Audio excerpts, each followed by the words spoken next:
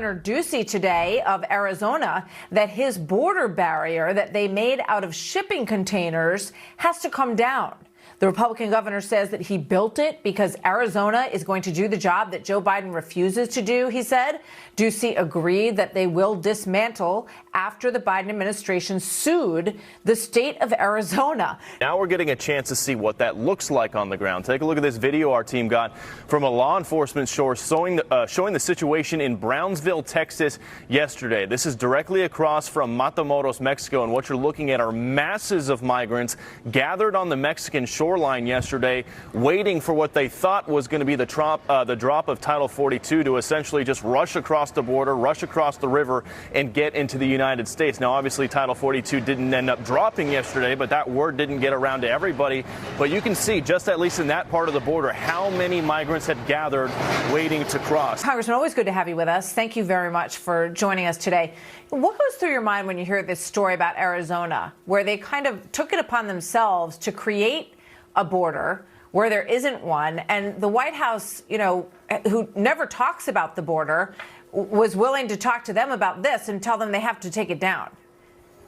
Well, it's really frustrating. Let me put this into perspective. So it seems that if the Biden administration is upset about the governor of one of our states putting shipping containers on federal land, you would also think that the president would be upset about an infringement on federal land in general, say at our international borders. So they go through all this effort to attack a fellow American, Governor Ducey of Arizona, because he's actually building a wall in his state. They go through all this effort to dismantle this and stop this effort, but they put no effort into actually preventing illegal immigration and disincentivizing it. And that's what we're talking about here. This happened because as soon as Biden took office, they stopped building the wall. They were literally leaving materials out there to rot because they just didn't want to build a wall. They didn't like the way it looked or whatever. And so Governor Ducey took it upon himself, and it worked. Especially in a place like Arizona, because they don't have a river like we have in Texas. So you can actually stop illegal immigration right there at the border. One of the reasons the focus of this crisis is in Texas is because of the Rio Grande. The international border is right in the middle of the river. So you can put walls up, but they can still cross, and they're on U.S. territory. It's still a really big problem.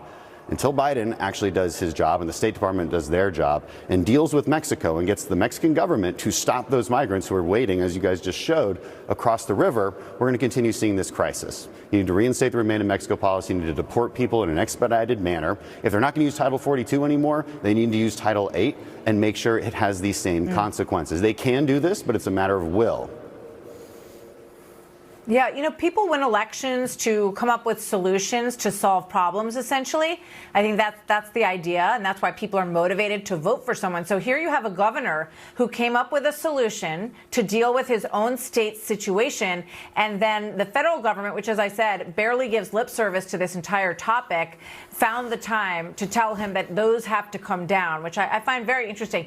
The vice president was supposed to be in charge of determining what the root causes were here, to try to slow this down. And we hear absolutely nothing about what she's learned in that effort and what she thinks is the best approach, the best solution to all of this. But she did say this. She said, and sadly, what we've seen in particular, I am sad to say, from the Republicans in Congress is an unwillingness to engage in any meaningful reform that could actually fix a lot of what we're witnessing. So you're a Republican in Congress. What's your answer? What's your response to that, Congressman? It's infuriating. We heard the same thing from the press secretary when we all went down to the border and did some press conferences down there, and they said, oh, Republicans just grandstand, they never have solutions. It's just a flat out lie. Like, what will you do? And they said, well, we'll put more money in CBP. What will you do? Well, just to process people faster so they're here longer and quicker so you don't have to have them under a bridge. Right. That's it. That's all they'll do. And don't let them trick anybody. Yeah, I mean, people need to hold people to account when they do vote for them to get stuff done.